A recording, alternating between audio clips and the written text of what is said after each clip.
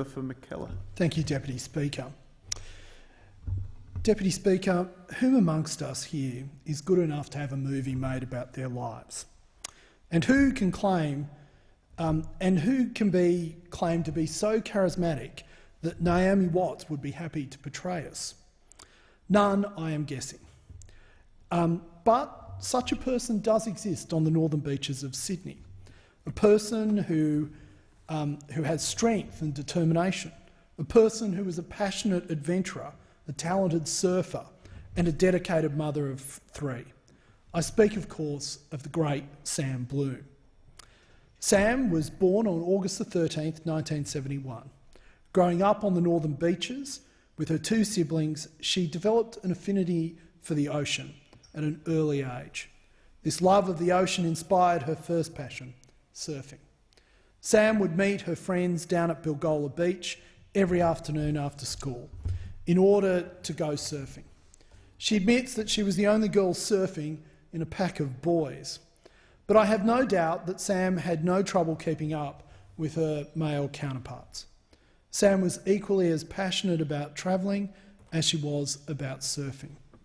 Her wanderlust was inspired by her parents, who took her and her brothers and sisters out of school for 3 months in order to travel across Australia.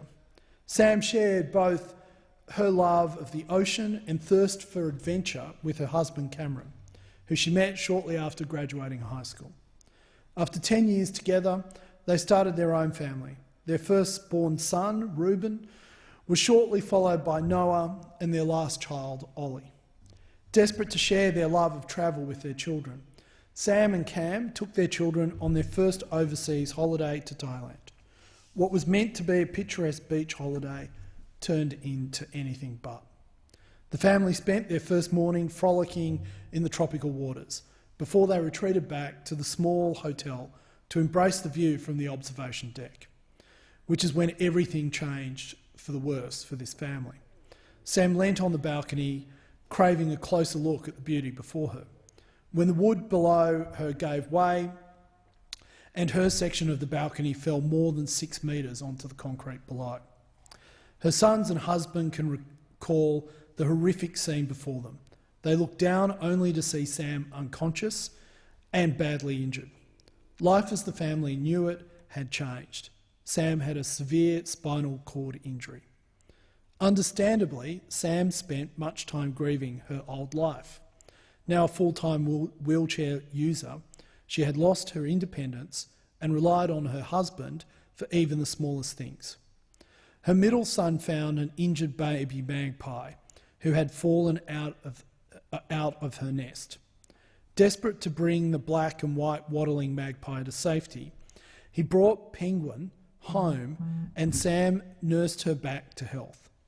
Noah believes that the injured bird unified his family at a time when the Blooms needed it the most.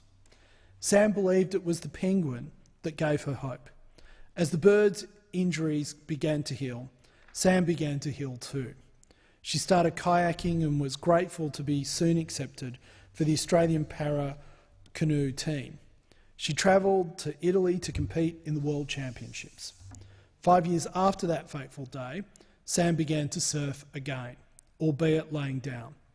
To no one's surprise, Sam was as determined and passionate as ever. She was quickly selected to compete with the Australian Adaptive Surfers team and in San Diego. Now a published author, Sam and her family have travelled a long way since that accident in 2013. I stand today proud to commend the lived bravery and strength of Sam Bloom and her family. We are so lucky to have such an inspiring individual, an incredible athlete within our community, and I highly recommend the movie as it is very worthwhile seeing and it is a great Australian production. Thank you, Mr.